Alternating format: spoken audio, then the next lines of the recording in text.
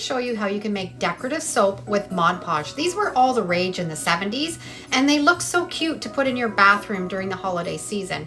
You're going to use 1 ply of a Christmas napkin and cut it the same size as a bar of soap. I've got some ivory soap, and the one side does not have ivory on it. That's the side that we're going to decoupage the napkin on. Using Mod Podge mat, and I'm putting on a thick coat onto that bar of soap. Then we're going to pick up the napkin and put it into that wet Mod Podge exactly where we want it. Get all the bubbles and wrinkles out, and then get another coat of that Mod Podge and go over that entire bar of soap and napkin. We're going to let each coat dry and reapply 3 times.